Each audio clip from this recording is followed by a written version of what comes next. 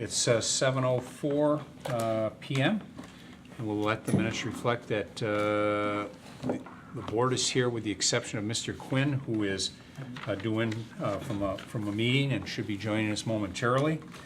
And we also have a couple members of staff that we're going to hear from as we move forward. We have the May 14th, 2014 minutes before us and would entertain a motion of approval for those minutes. I'll move for approval of May 14th. Second. So it's been moved and seconded. Any discussion? Seeing none, then the minutes will stand approved as written. Thank you, Lisa.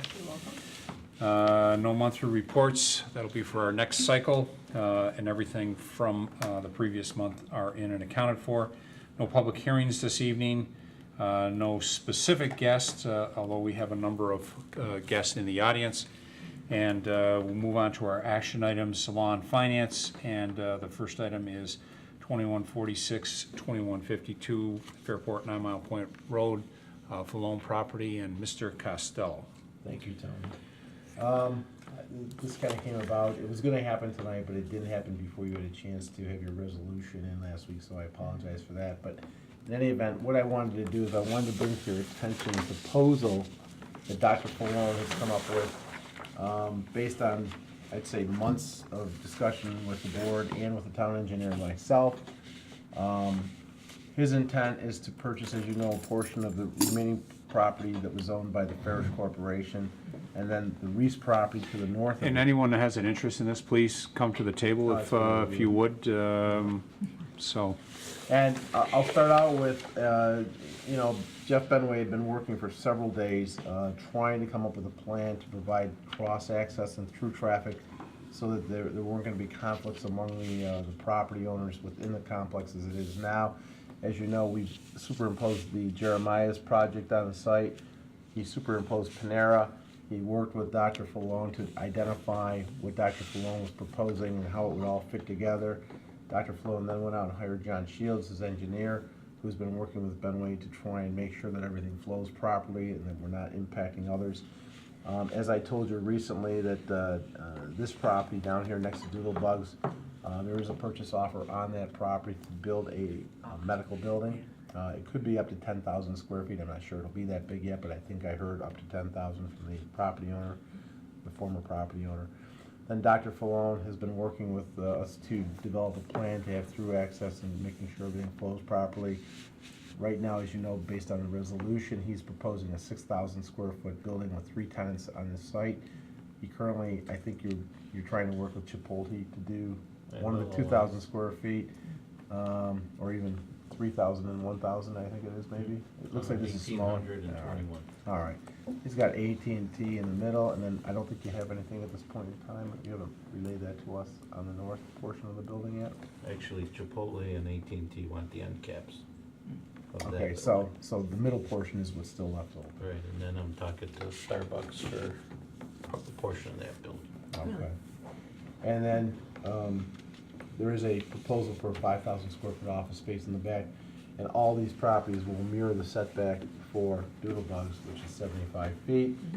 We've been, as a matter of fact, PRC today, we spent a lot of time with John talking about, the fact that we want to maintain as much tree line back here as possible for a buffer for the neighbors. There is a situation where he may have to do some swaling to get some treatment on site and then get it discharged off to the pond that's already built behind Doodlebugs. We'll work with the neighbors and with him to make sure. As a matter of fact, one of the neighbors is here tonight. We invited him. I'm sorry. Michael's been working with me for several months now, and we've been in constant contact, and certainly he'll be part of that process as we move forward. And I think the intent was to make sure that you were comfortable looking at this plan and seeing how it relayed to the plan that was originally proposed and conceptually approved by the board several years ago. So what I did was I took this plan that Benway had prepared, recognizing that we had superimposed his project on it, and this is actually his project right here in more detail. Took those plans several years ago and looked at the numbers to see how it relayed to what is being proposed with all of this. This is the This is the original. originally proposed and approved concept plan for. That was the done parish back property. in the mid, 2005. yeah, the mid 2000s. 2000. So that plan showed a total of 5 buildings, and recognizing that this portion here was not included in it, this is the Reese property, but Right. this was, This is good. this is where he is now. There was a total of 65,000 square feet of building area. And right now, where they are, this was a 16,000 square foot commercial retail area, several units. That was 16,000, it's now down to 6,500 with Jeremiah's. There is that property immediately to the south of Jeremiah's. I'm suspecting that based on the size of the area, they're probably not gonna get more than about 5,000 square feet at best on that site. So we're looking at maybe 11,500 instead of 16,000. On this one here, this restaurant, they had it at 8,000 square feet. Panera's actually at 4,300, so it's in half.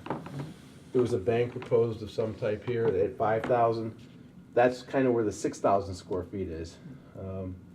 And then, of course, there was nothing proposed here, but he's got the 4,080 square feet at that location. There was the Doodlebugs was originally proposed to be at 15,000 square feet. It ended up being built at 11,352 square feet. So this is the Doodlebugs here, Yes. you know, as compared to And what's this. really down Okay. here now. Mhm. Right. And then finally, there was a 12,000 square foot office space being proposed down here. And right now, we're looking at no more than 10,000 square feet. So without this building right now, they're at about 32,000 of the 56,000, That's great. including Dr. Flone's Yeah. property now, which is, I can't remember, it's 1.2 acres. Is that parcel? Yeah. Okay. So, and then the other component was obviously, they've been working hard to get this tie into the trial property. Right.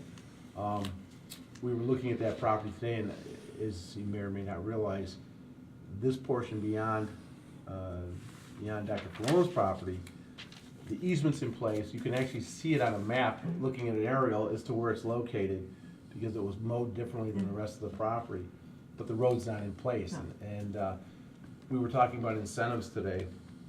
This incentive was $200,000, and it was based on linear footage, and it came down to $317.46 per linear foot is what they were paying for for retail or office or restaurant space. If you were to follow through on that, Dr. Falone, based on what he would have to pay, would be up to $73,018 for an incentive. Now, you could take that $73,018 just outright, and then, you know, I know you've committed that money to road improvements down here with sidewalks and some drainage in the neighborhood, that kind of thing. Some of that money could go to the actual construction of this roadway to get that done, because if it were tied into Trowels right away, you would then have an immediate means of access to the east from this without having to go to the light. Question, if the Reese property wasn't a part of the incentive No, zoning. it was not. So the applicant doesn't need to pay into what the incentive zoning was for that, right? Well, I'm just, So, the how does that- applicant will have to pay an incentive zoning fee. No, for the piece of property which you're talking about, the Chipotle. Yes, he will, because he's basically taking over the responsibility of what they would have had to have paid had Farish developed that property themselves. So Farish will be out of this process in terms of the incentive. I mean, they'll have this property left here, and somebody else will pay for that, obviously. But Okay, my question, I guess, to be more clear, is that our responsibility still, the Reese property, because it's not part of an incentive zoning application, otherwise it'd be a planning board? that's right, and it is your responsibility. I mean, we're making an assumption here, we've been talking about that since day one, that the Reese property is zone business, non-retail. Right. That if it were to be developed as a retail user, they would have to do this through an incentive zoning program. And my thought to you is, if you wanted to stay consistent with what you did here, that would be that $317. So you're talking conceptually continuing it on versus Right. a legal obligation to do so. Exactly. Yes, yeah. I mean, you could change that number if you thought it was appropriate to do that. That's up to you to do that, to make that decision. It's just a little- Or you could say, we don't, tell us how much this is gonna cost and above what you're doing here. And, if that were, let's say $100,000. You could say, we won't take your 73,000, but we'll do 100 to get this built wherever it is. So It might be less. originally, we wanted, as part of our incentive zoning back in the day over here, we really wanted to have that access road go all the way out to Absolutely. Penfield Road, but we couldn't because the Reese property, they wouldn't sell to Farish, and therefore it sat there. So we never Exactly. expanded, so Now, the other Mr. thing Malone that- would be creating an opportunity. That's right. And the other thing I want you to be aware of is, and I think Marcia at the time was concerned about the fact that there was no alternate means of ingress or egress immediately from the project. Because we had the one road, there was no other way to get this done in an immediate situation, so we knew we were gonna have to wait for a while to get that done. Mr. Reese currently has a driveway, on his property. Dr. Falone's interested in maintaining that driveway as an alternate means of ingress and egress, to try and, I mean, you could have a lot of people coming to that point, especially with the daycare at that location. It will, especially with the Panera Bread and a future restaurant possibly having a drive-through, you could take them off the site and not have to send them back through by the daycare center by taking them off the site onto Route 250. Now, the state DOT might say, you know what, we don't want to have a full-blown access there Just because right out only or we something might have a like that. right in, right out. That's something they're gonna have to Yeah. work out with the DOT. But I think it has some value to look at that because, I What- think what we don't did, wanna send everybody past it. What did Luamp call for in that area, if Lou anything? Amb's talking about minimizing curb cuts Right. and minimizing conflicts, and if you come south from Penfield Road, and you're driving south, and you get over towards McDonald's in that area, sometimes there's a lot of tie-ups as people try to make that left-hand turn into McDonald's there, and you get backups into the intersection. I don't think that's gonna be the issue here, because it is quite a distance from the intersection, but the DOT will probably look at the possibility of a right-in, right-out, Well, depending they'll look on at the the site situation. distance, right? They'll I look mean, at all of that. At the old Perkins Cornerstone, you try to pull out of there, that's a bad site distance to turn out of. That's Whereas a- this might be better because it's a little further towards the. But that's a good observation, because the Perkins and then again, the car wash Mhm. are in close proximity to this driveway. Mhm. There may be that concern that you're gonna have some backing up if people try to start moving in. Right. And then, that's something the DOT will have to look at, but I just want you to be aware of the fact that there is an intent to try and have an alternate means of ingress, egress, other than the signalized That intersection. makes sense, but which one is the best, of those? Well, signalized is always the best. No, of but- the ones like the Cornerstone area, out there. which- like- Oh, Which I, car you wash know, and all yeah, that. and eventually as redevelopment occurs, we might do internal access along the road and eliminate some of them, depending on the Right. situation, but right now, Safety that's not an wise. option. But I did want you to be aware of that fact, because that was an issue when we first started this process. You can see that that does not have any alternate means of ingress, egress at this time, only the future access point out to Trout's property. Jim, it sounds as if the current owner of the Trowel property is not responsible for the road. No, the Trout property owner only was required to give us Easement. wasn't required to give us one. We negotiated an easement with him. There was no development occurring on his property at that time when we did it. We just went because we knew we were going to have to deal with future issues with land, with the Luann project, so we went and talked to him about it. We actually are in a situation where we have to maintain a portion by the state right-of-way of that easement area, because that was part of the agreement that we made with the property owner at the time when we received the easement. Let's just walk down through from a use standpoint, because I think that's really the biggest issue that we should be concentrating on. We know, obviously, you have the doodle bugs. The next building to the north, we're talking about a 10,000 square foot medical building. Then we've got an office north of that, a 5,000 square foot, and what do we envisioning for that? Possible medical, Okay. So office. medical, yeah. Okay, and then we come up, we know the Panera piece, and then we've got that, the next building, that's 6,000 square foot, that's got two of the three uses. It's end capped by what's being proposed by a Chipotle, and then on the other end, an ATT, and then you've got something in the middle for that, and I'm guessing it's some type of a retail type of use. Potentially Starbucks, you mentioned. No, that's Yeah, not. that's that's the other. okay. And then that next building is 4,080, if I recall correctly. Correct. And so what portion, if a Starbucks were to go, what portion of that would be a Starbucks? Is that, I mean, is that a half? Is that all? Probably like 2,000. Okay. And then any thoughts about, you know, the use for the other half, roughly? Retail or a restaurant, but probably retail. Yeah, I mean, my concern specifically, and the reason I'd ask the question is about, you know, the amount of restaurants, you know, so obviously we don't build businesses to not be successful, but there's a lot of potential, you know, competing interest for parking, so that's the piece that at least first goes up in my mind, that you know, with a Jeremiah's and a Panera and potentially a Chipotle and then a Starbucks. I mean, you got a lot of those businesses that their peak times are similar, not spot on. I mean, your big time at Starbucks obviously is first thing in the morning, and along with Panera Bread, Jeremiah's at that point, you know, there's no activity there. But with Panera Bread, business in the evening, Chipotle, a Starbucks, you know, there could be some competing interests there. So I think we just need to go in with our eyes open, you know, with that. Is there an intent to have a drive-through for That's what I Starbucks? was wondering. Yeah. There is, so it would be on this side of the property. Right. And there's a, Andy brought up a good point, there's a Starbucks currently in Target. And then, is there an AT&T next to the Metro Mattress, Jim? What's the phone carrier there? They closed, Yeah, didn't they they? It's closed not it. there anymore. There is a phone carrier there though, isn't there? No, I think it's due to took its spot, didn't it? Oh, it's- Yeah, I think you're right.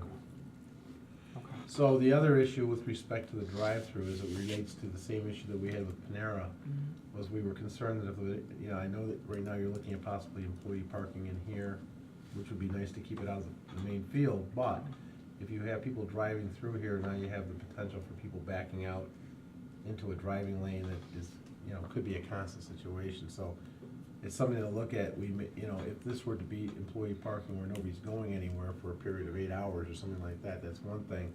I'm not sure you can really regulate how that's done. You wouldn't want people backing out into the situation or coming down to a dead end and then having to find a place to turn around and couldn't do it, where they have to back out now and they're facing somebody coming around that's driving out the drive-through. So that's something you have to take into consideration. We were concerned about that here, and the board eliminated that parking up here because of that reason. Well, how close is it to 250? It would be the same. It's roughly on level the same. that it is It's now. roughly on the same line. Yeah, it is. But again, what they're doing is they're basically taking out green space here where the hill is. And they're identifying parking in here. And the fact that there's parking isn't a horrible thing, but if it's a drive-through situation, there's no drive-through here, so it's not a horrible thing to have parking here. Right. But if you've got people coming around, especially, you know, in peak periods, that could be problematic for people trying to back out, or somebody trying to find a spot and then getting stuck in here because there is no spot, and now having to back out into the main drive area. And that's one of the reasons why we're looking at the possibility of keeping this as at least a right in and right out, is because now you've got people coming out and just going instead of having to go back through and then come back down and then come back up and then get Yeah, out. I was thinking, like, you know, over in Webster where the library is, and they have that Starbucks, and it has, I think, a yogurt place connected to it. But Yep. it's kind of into itself, it's far enough off of Hard Road. I don't know, 5 by Line, which I can't remember, one of those. Hard, yeah. Hard, yeah, it's far enough away that it's almost like, you know, separate right in the middle. And so you don't Yeah. have to worry as much about, it doesn't look like it anyway, it looks like it's a good little drive-through that just goes around without influencing the main roads. It's all internal. Is there enough room to do something like that would keep it from? Well, I think the way it's been laid out, I mean, there's been a lot of time and effort put in their part and our part to try and get to a point where there's good layout, there's good flow-through process. Cross-access. Cross-access, I mean, they've done a good job. They've had to do some things here where they gave up some parking to make this a better and safer drive area. So I think that they're pretty close. I think, you know, there's some fine tuning that has to be done, like in here, if they're gonna have a drive-through, that kind of thing. But there's good access out, at least to the north, if that's the case. I certainly wouldn't wanna wait here and head south if you've got a lot No. of traffic flowing. But Go to Target. but to go right in, right out certainly would be an ideal situation for that. And then, of course, if you're heading off to Penfield, East Penfield, this is the way to get out to do that. But I think we're as close as we can get to be in terms of, you know, maxing out the site without just compromising everybody's safety on the site. Right. Are these proposed one-story or two-story offices? These are all, here, they have to be one story because the way the code was written for the Luamp area, we were trying to minimize impacts to the neighbors to the east, where you wouldn't have 2 or 3 stories looking down into their bedrooms basically, and because they are lower than these So office spaces. they would be are already. like the Platinum Properties over by Pembroke. Well, if you look at Doodlebugs, it's a good example. It's a one-story building, One-story office and, you know, and they're not there on the weekends as either would probably these be. Well, these would be 8 to 5. That's right. Operations. And that's why we wanted to maintain that transition, because realistically, if these are built, and with the landscaping that we're proposing and some that's already been done, you would theoretically would not see these properties. The one thing that we're a little concerned about, and I think we can work on it a little bit, is because we had to get so much parking in to accommodate these, we did compromise some of the green space within the parcels itself, because we're really focusing green space along the backs of these buildings for the residents. There is some space up in here, and there are some spots to plant some trees in the parking lot and the islands and that kind of thing. But, you know, it's a commercial complex, and that's what it's gonna be. All 4 of these buildings, Doctor, owned by yourself, or ultimately owned by yourself? Yeah.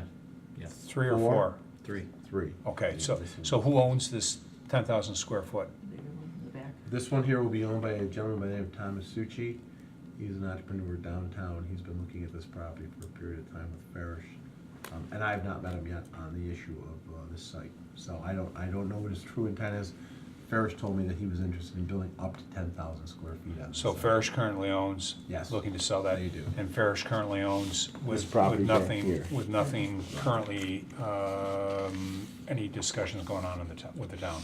That was the site that the board looked at. Dollar General. Exactly. Yeah, yeah, that, So let me ask, Dollar just Tree. logistically then, how, I would think that the first thing would have to be an informational meeting or a hearing on this parcel, then sort of a larger discussion, or, I mean, how would you, because it's a separate property. Well, what would happen is. It's a He wants to separate, it develop would be a first, I separate guess. and zoning What application, application? so, Yeah. I mean, I would think Yeah. that we'd have to hear that before Yes. we move forward with the rest of the layout. It depends. Are all those being considered at this moment? All 4? All The way the resolution was written, we were under the assumption that we were gonna tie it all together as one parcel again, because there is gonna be a re-subdivision of property here. The intent would be to identify the fact that you were comfortable, number one, with an incentive program here. And if that's the case. to the north, that, the Reese property. Exactly, what's left, because all of this is already currently involved. Right. So if you were comfortable with that, yeah, actually, you're right, Rob. We could do an informational meeting, letting people know that you're going to be looking at incentive zoning.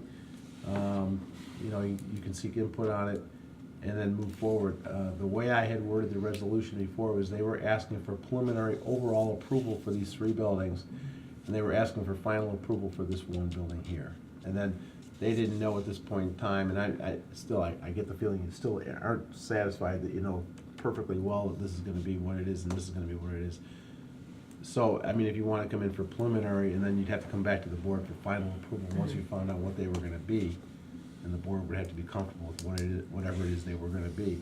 Certainly, office space here is an appropriate use for that zoning district, and like you said earlier, if you can be gone by 5 or 6 o'clock at night and not be there on the weekends, that's an ideal transition for the neighbors.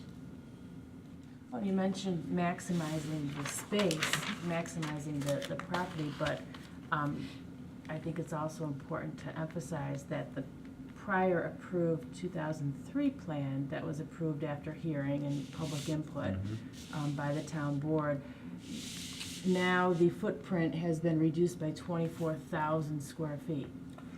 Well, In it's terms been of the reduced by that proposed- much, but only because I don't know what this is gonna Yeah. be yet. You know, it Right. could be another 5,000, it could be Right. 4,000, But something you're of that still nature. talking a significant, You have reduced potential the reduction. footprint, and you've added more I know. square footage with the Reese property as part of that, so in essence, there really is a major reduction in density based on what Yeah. was originally proposed and approved versus No, it what doesn't is look like a kind of parking falling issue, apart. it's just a matter of, getting the cars in a safe way around a or having. flow flow issue Yeah, versus. flow issues. could be- Well, it took us, obviously, it took us maybe 3 or 4 weeks to, square away with the Panera. After Right. we went and Right. did some back and forth and Same thing made we some have to have. changes, we got it to a point that I think is probably the ideal after a little put and take.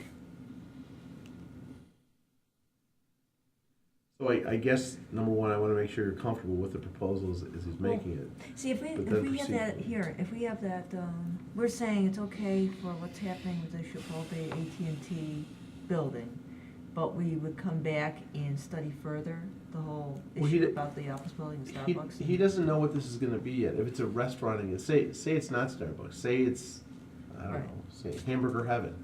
You have to take that into account as you're Right. looking at parking as it Yeah, relates to everything else. Right, it says If separate. it came in as a small gift shop or something where you're gonna get 5 cars a day, it's a lot different than having something that you're gonna have, 250 cars a day.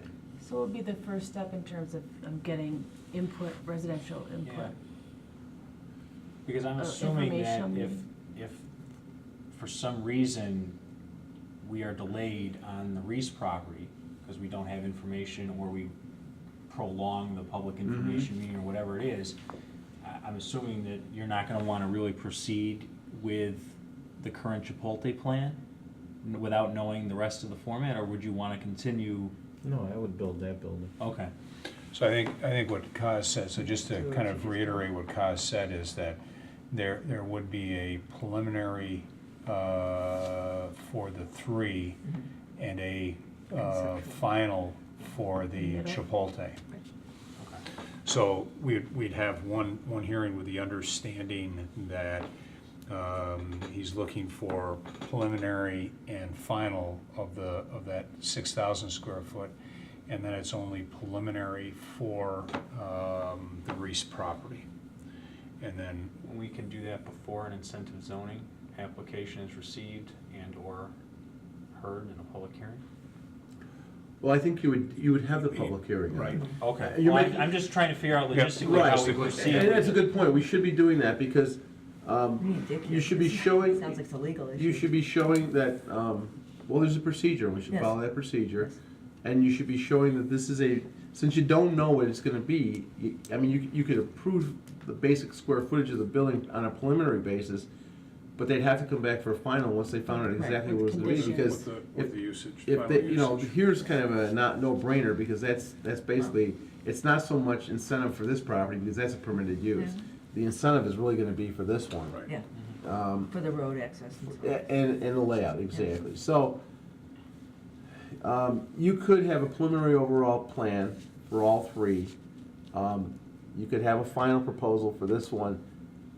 But again, you don't know what this middle space is gonna be. And certainly if they come in for something, you might have to have a special permit process for that to occur, so that, you've got something that's gonna blend in with the character of what you've got on both sides versus throwing in something that's gonna, be a real problem for them traffic-wise. So I'd say you could actually hold a public hearing for that when the time comes for Right. whatever user comes in, and then certainly for when these 2 come in.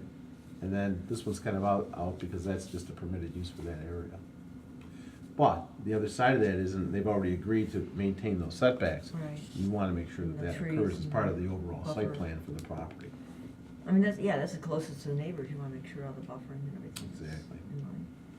To me, that's the most important aspect of the entire project, is to somehow make those neighbors whole again. They had a lot of trees behind I them for a know. long time. Those trees are all gone.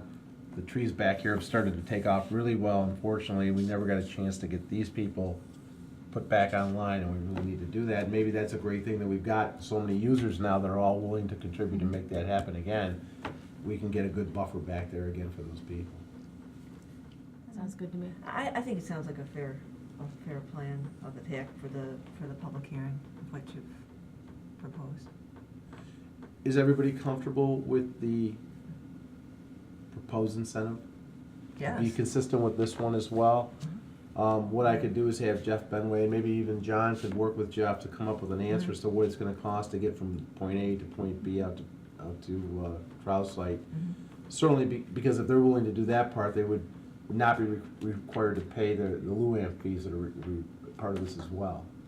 So we That's would fair. knock that off, so it's dependent a little bit about that, and we can certainly come back to you when we're ready for a public Yeah. hearing to do that. Well, there's one that was here when this was here, I'm, very much in Yeah, agreement this is about absolutely access gotta road. happen, no question. And I wanna be able to, at the public hearing, I understand the nuances between preliminary and final, but if Mhm. we can provide the most information for those who are given notice about the hearing, Yeah, as much as we can, even somewhat conceptually, then at least the residents can see conceptually what's transpiring. we've talked a little bit about the architectural features, and he knows that he's gotta come up with some good architecturals. I've explained to them other situations you've had to deal with where you've had them go back and do more than we initially thought was gonna be right. And certainly, how we deal with back here is gonna be a big issue. Right. And they're sensitive, they know that we've dealt with that over a number of times now with them, so. I think we're as close as we possibly can get to be with what we've got to work with, Sure. basically. Okay. So recap next step, Gus.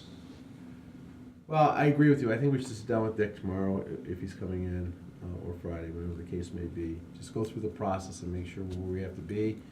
If it's, whatever the process calls for, we'll follow that procedure. If it calls for a special, informational meeting to determine whether the incentive is valid, we'll do that. If we can move forward with a preliminary and final application, we'll do that. I think for you, though, you need to know that you are moving forward versus just sitting still on the process, and we're gonna Sure, get to where we that's have to be fair. eventually. I think these are good businesses that you thought of. Yeah, they're popular. Well, yeah, but at the same time, manageable, it shouldn't be as much of an impact as what your first proposal was, your main business that may have been rather noisy. Tire Yes, Yeah, I Yeah, it's a agree. nice evolution. yes. Yeah, it's a good word for Fire it. world to Starbucks. Okay. Any other so- questions from the? So the action item, we sit with Horowitz, we talk about the incentive component, and then from there, then crafting the resolution in a preliminary and final, but final for the one building, which is adjacent to Panera Bread. Right. Okay. And I apologize for this next question, but I've never been to Chipotle, so I need a kind of a sense of what kind of a restaurant. I mean, is it along the lines of a Taco Bell? Is it along the lines of a Malte Alban? I mean, I know, it's different from all of them. I'd say it's in between the two. More like Yeah. Moe's. Yeah. I think Yeah, about the it's like Moe's Moe's. over in Casual Moe's. Target Plaza over in Webster Commons. That kind of- I know it's there. Oh, you haven't been I've that never way. been. I try to do Moses mostly helping 'em. Penfield stuff. Yeah. I talked to Mark Valentine and to Zach Nersinger, who are both from Greece. There is one on Ridge Road. Yeah, next to the Where's the one Esplanade. in- They indicated, There's one on and they Mount attend Hope, it, too. they go there, and they indicated, I think there's about 32 spaces to accommodate it, which works comfortably for them. The problem is they built a Planet Fitness or an LA Fitness Oh. behind it, Yeah. which ate up all their parking along with the ones behind. So it has been difficult for them to get spaces there, only because they've got an LA Fitness that's eating up all their Right. parking. But they said if that weren't there, 30 spaces would be more than enough Yeah, to there's accommodate a that Chipotle use. on Mount Hope across from the old Wegmans. Okay. Where that's been torn down for U of R. Yep. And it's attached to a Bruegger's, I think, isn't Yeah, it? something. Mhm. It's attached, it's. Two Marys? a There's also dual- one in Pittsburgh Plaza. So I just need to, I guess, acquaint myself. Go eat. So, I think it's more like. well, that. It's a good I'm trying to get a sense of what it is. So, You- okay. You can get in and out of there Yeah. in a half hour, Okay. 45 minutes easily, Got it. so. And as you're moving along on this application, the more information you get for future tenants, it's gonna be helpful for the board as it goes through the process of reviewing, because if we can knock those down, you don't have to keep coming back for a conditional use permit to accommodate the users. You Right. can get it all No, done. I want to fill it up as quick as Yeah. possible. Well, as we make that application, as we get to a point where we'll have a public hearing on it, Yeah, try and get as many in as you can. And the ATT facility, similar to the one that just opened up in the Pier 1 Plaza over on Empire Boulevard? Mm-hmm. Yep, 1,800 square feet. Yeah, got it. But I just happened to be over to that one here 2 weeks ago, so I'm familiar with what that layout is and how it works and what have you. So it's a similar setup at this one that you're proposing. Yep. Yeah, okay. All right. Thanks. Okay, thank you. Guys, thank you very much. Thanks, everybody. Be in touch, I'm sure, right? Very good. Thanks. Great. Thanks for your Okay, time. great. I'll keep you out. The next item is our solar project, kind of identifying what our next steps might be. Held our public hearing as of today, so a week later, we have not received any comments, either good, bad, or otherwise. It's been pretty quiet. I did, prior to this meeting, I did have a meeting with the EAC, the Energy and Environmental Advisory Committee. I asked them if they would weigh in. There was a motion by the committee to say, and majority of them did in fact either attend the meeting or watch it on PCTV. And their recommendation to the board, and they asked that I follow up and put this in writing to the board. But their recommendation is that the board, based on what they heard and saw, take the next steps and move forward with the solar array project, recognizing that the information meeting then would lead to the next discussion about potential layout, potential design, and then most importantly, to talk about how that's funded, whether that's a power purchase agreement or whether that's something that the town does or some combination thereof. But they're encouraging the board to take that next step as an advisory committee, to take that next step, and would be supportive of moving forward with that. So I said I would share that, and then I will follow that up with a short formal note to the town board with a copy to EAC. Okay. I'm supportive of that as well. I'm moving okay forward. with the I've next had step. just kind of anecdotally a few people who have via social media or otherwise expressed a positive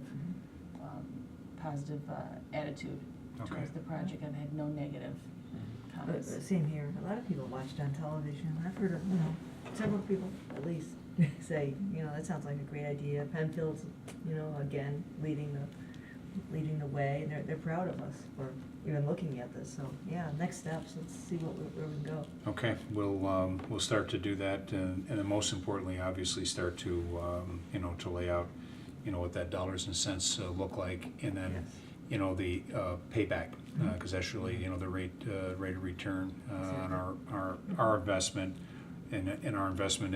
Even if we did a turnkey where part of the purchase power, they built everything and then just kind of turned it over to us, and we took a percentage of that fee. What does that look like, and what is the payback for that? So we'll have them kind of run the numbers both ways, and then in the next maybe in the next month or so, bring all that back to the board for Tony, information. Who exactly in our town is working on the project? I mean, what department would be the lead on this? It seems like it's us, but is it with Jim? Is it with the DPW? Well, Who's the one it that's is gonna be pulling everything so together? far.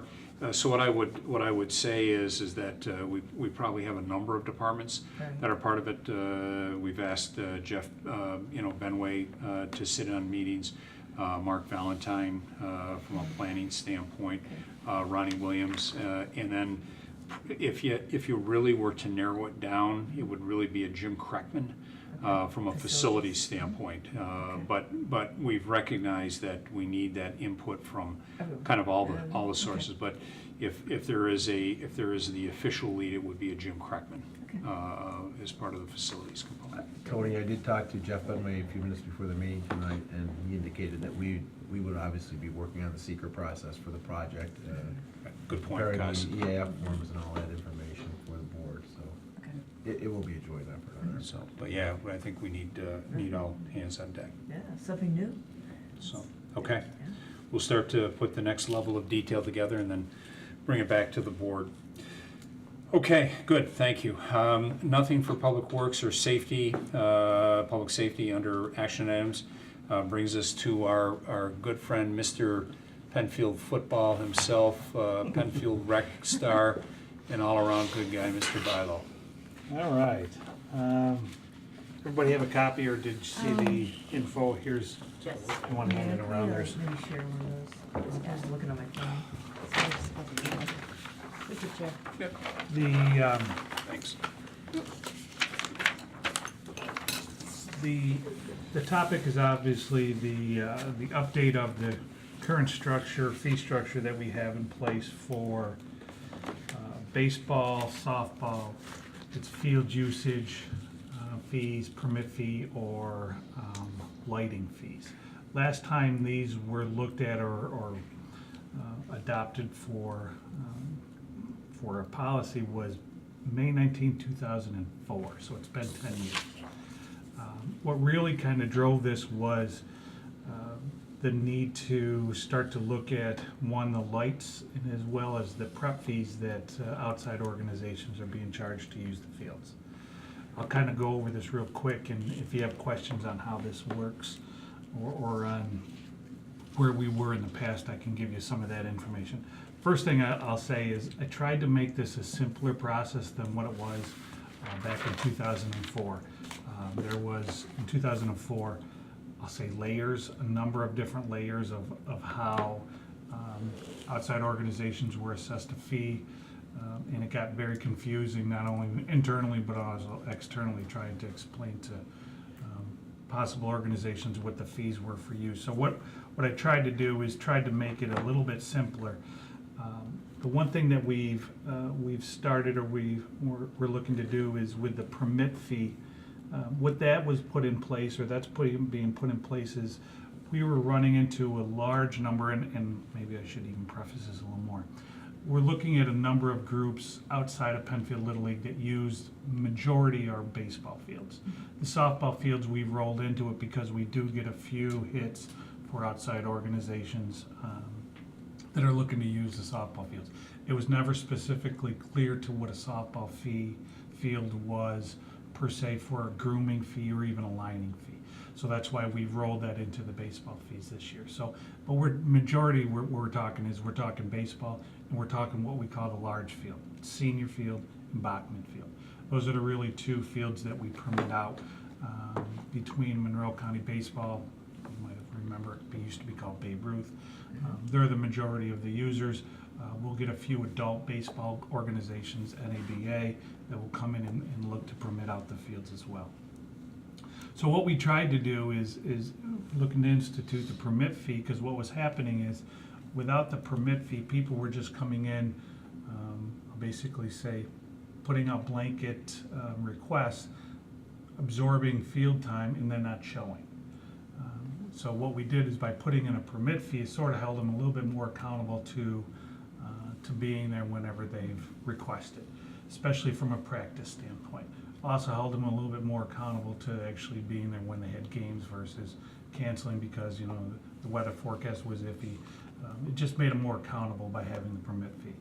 The second thing is we were running into groups that were coming in saying, well, we'd like to have the field, but we don't need them lined. We're just looking to have a, you know, a U10 baseball game on the senior field. We don't need lines, we just need it groomed. So then we were having, you know, then you ran into the problem of, well, with one fee structure, how do you break that out? So the thought was, let's have a grooming fee, and then let's also have what we call a lining fee. So we sort of broke the fee out that way. And again, when I say we, it's Penfield Little League, it's either Dave Emler, Tom Baxter, and myself have really kind of worked on these numbers for the last, for the last year. So, I'm sorry, so Penfield Little League has been involved in Yes. this process? Absolutely. Okay. Tom Baxter is really the one that is the go-to person, because he's the one that manages and coordinates most of the grooming by Yeah. Little League for And any he's out there outside. cutting lawns. You got it. Yeah. So or he's out there grooming the lighting, fields. doing it. Yeah. I was over watching a game before I came in here, and he was out doing some field work. So Yeah. they're really the ones that sort of drive this. Garbeck from the park side has seen these numbers, and they all, from a from a material standpoint, they seem appropriate to them. The one thing that I did add is at the bottom is supplies that charged extra if deemed necessary in inclement weather. What that really relates to is if there is an instance where they need to use diamond dry or something like that to be able to get the field ready, then they're just charged that on an as-needed basis, and that's usually just at cost anyways. Most of the time, we don't run into that. We haven't had an issue in the past where we've had a group come in and request a lot of that. Usually, if they get to that point, they'll cancel. They don't want to pay the additional cost. Well, and in the past, there was a problem where you would have some folks that would come in and literally dump a truckload because they'd want to get the game in, and obviously, diamond dry is good for, and if you use it properly, works well. And if you dump a truckload, then you got other issues that you have to deal with. The other piece to that too is all the work is maintained and done either by us if we're doing the work, but most of the time it's actually done through Penfield Little League, who those people are trained through us, through Bob Garbeck, in regards to how to prep the fields. So they're not just walking out there with a bag of diamond dry and then putting it down and then taking rakes and pulling it into the grass 10 minutes later. So they're the ones that actually do the prepping of the field. I rolled these from a confusion standpoint in the past, and basically rolled this into a large field, small field. Large field, again, being that Bachman senior, and then junior field. Everything else really falls on the small field, Zabkar, Odenbach, Ehlers, and softball. And again, honestly, you're really looking at more or less from a small fields, softball fields being rented, an occasional Zabkar or Odenbach or Ehlers, and that's just when really need to get a game in and they need to use a field space, but majority of them are going to be the large field rentals. The last time these were done, just for your record, the the large field was a $40 fee with no lining fee structured with it. So we're not seeing a huge jump. So if we can just walk down through here, Chris. Town of Penfield permit fee, the $10, that's new. That's new. Okay. And then on the large fees, the grooming is the same, but the line fee is new. Basically, yes. Yep. If you want to, the way it's broken out now, yes. I think as we go through, just so we understand where the changes are. Yep. And then on small fields, grooming fee pretty much the same. The last time this was done, the grooming fee, which was one set fee, was $25. Now 30. Now it's $35 for the grooming plus the $10 for the lining. Okay, and then the lining is new. Correct. Okay. And So it's a then- jump of 15 for large and a jump of 20 for the small fields. But not everybody does both, right? Is that what you said? That's Yeah. correct. So you could pay $35 to have a groom, but you don't want it lined, you That don't have is to pay the that is extra. accurate. Yeah. And generally on the small fields, that is the case.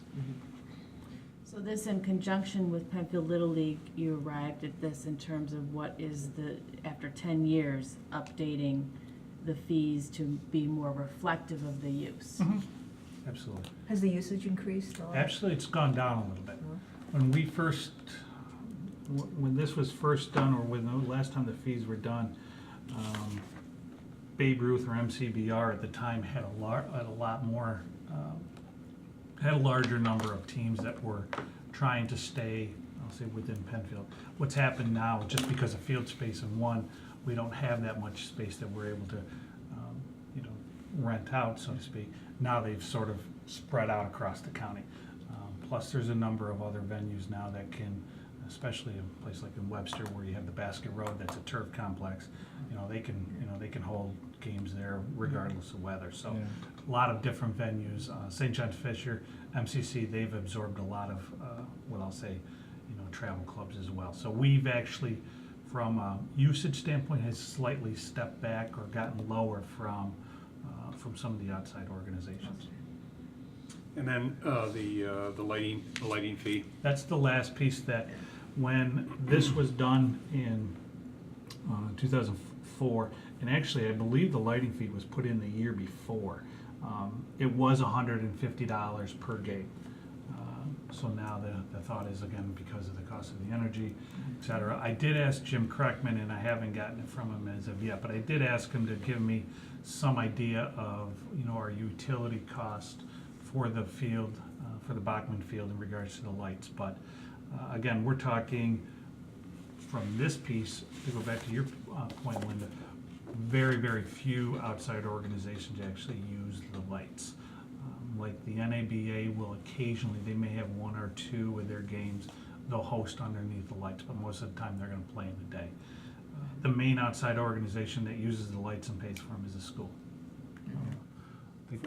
For the town hall field lights on Bachman Field for 2013, our overall charges were $3,380.47. And again, I think in 2013, I want to say the school had 4, maybe 5 usage, and the rest, if there was another outside organization, I'd be hard pressed to remember which one it was.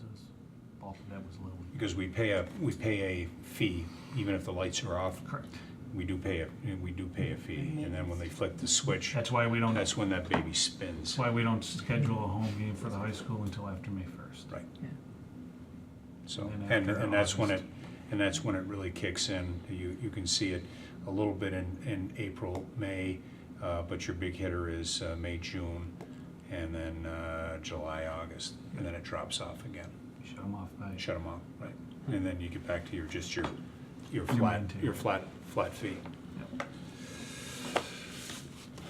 Okay. Sounds okay to me. So, Chris, if the board is comfortable, you'll do a resolution for Friday. I think it would be good in the resolution to show what the current fee is and then what the new fee is or the increased fee. Sure. So that, everybody has Yep. a I'll just- situation to see that. I'll list it out the way it is on here. Yeah, and I think it's also worth noting, Chris, to your credit, that, we've always had a great partnership with Penfield Little League over the years, and based on what you just said, that this continues that partnership. They're I believe, our major tenant down there. Absolutely. And you work with them every single day, and so if they were a part of this process, Yep. part of coming up with these rates that they think is fair and we think is fair, then I think that is worth noting in the resolution too. Yeah, I would also request that you put, when you're doing what the current fees are, just in parentheses, effective May 2004, so that whoever's looking at that draft resolution can see that it's been 10 years. So it's not that this is an annual, annual Good point. resolution. Good point, show that history. And also, I believe, an effective date for the new fees, which you probably would built in anyways, Yep. so that it's clear when those start. And I'm assuming those new fees will be effective basically May 1? Okay.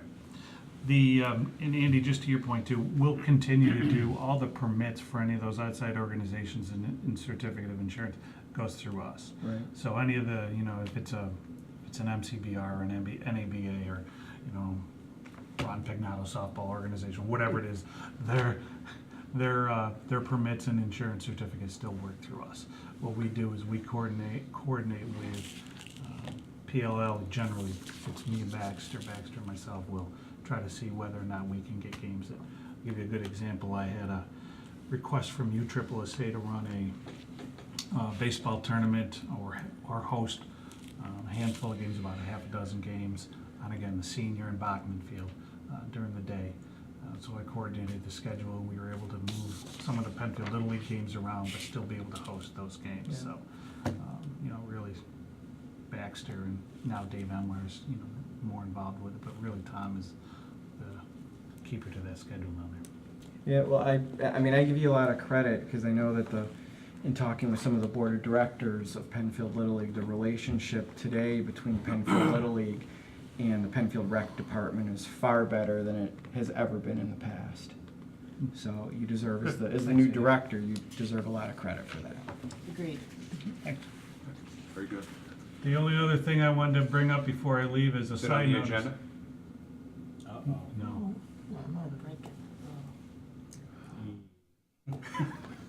Friday night. Charades. Friday night. Friday night, food truck rodeo. I'll be there. You'll be there, right? That's gonna be your contact. No, 'cause Casey's gonna. Oh, okay. I'm I'll be out. there. I think I'll be there I too. was on, off, Food back on. trucks, music. So, Michelle's pushing Can't hard. I keep, think can't keep so. it straight, okay. It'll be fun. If you'd like to do something to talk or anything, let me know. Email me when you need me there Okay. to do that. We'll do that. I know it starts at 4:30, but Yeah. the But music there's- starts at Windows up at 6. 4:30, There's music soccer starts at games, 5. and then there's Five. also Little League going on, and I believe. I could get there it's at gonna 5. Draw a lot of people. mac and cheese and a meatball chased by a pizza and a And a little bit of, sushi and a fusion. and a sushi. So, I mean, if you can't find something to eat, then, There's a sushi garbage plate they have. there's a there. sushi garbage plate. Called Trash the All right. Trasher. It's Okay. like a busted up sushi one? sushi. All right, before we go any further, and seeing no further business before the board tonight, we're officially adjourned at 8 PM. Nice. Thanks, Chris. Thanks, Chris, thank you.